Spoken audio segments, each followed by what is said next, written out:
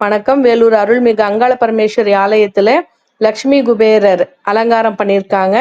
அங்க குபேரர் ஆலயத்துல எப்படி இருக்கோ அதே மாதிரி தாமரைப்பூல லக்ஷ்மி தாயார் மேலையும் குபேரர் கீழையும் வீட்டு இருக்கிறாங்க. ரூபா நோட்டுகளால் அலங்காரம் பண்ணியிருக்காங்க. நமக்கு தானியம் தனம் கொடுக்கறதுக்கு தயாரா இருக்காங்க. அடுத்து எங்க வீட்டு கொலுவும் புரட்டாசி சனிக்கிழமை நாங்க என்ன நைவேத்தியம் பண்ணோம் பெருமாளுக்கு அப்படின்றதையும் பார்க்கலாம் வாங்க.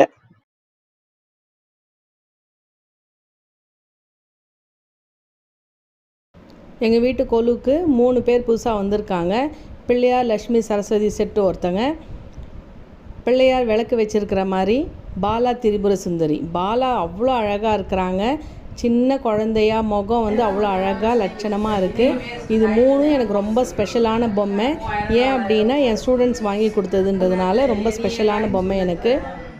ஃபஸ்ட் டைம் என் வீடியோவை பார்க்குறீங்க அப்படின்னா மறக்காமல் சப்ஸ்கிரைப் பண்ணுங்கள், லைக் பண்ணுங்கள், ஷேர் பண்ணுங்கள். எங்களுடைய கொலு எப்படி இருக்குது அப்படின்றத கமெண்ட் பண்ணுங்கள். நவராத்திரியில் வர்ற புரட்டாசி சனிக்கிழமை தான் நாங்கள் மாவிளக்கு மாவு போடுவோம். அதே மாதிரி இன்றைக்கி என்ன தளிகை அப்படின்றது பார்க்கலாம்.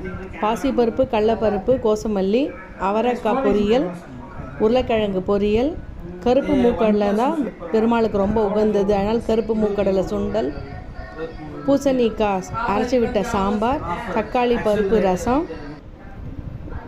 வறுத்து பொடி பண்ண இன்ஸ்டன்ட் புளியோதரை மிக்ஸு, ஆமை வடை, சுட சுட சாதம், பச்சை கற்பூரம் சேர்ந்த நல்ல குழைவாக நல்ல டேஸ்டான சக்கரை பொங்கல்.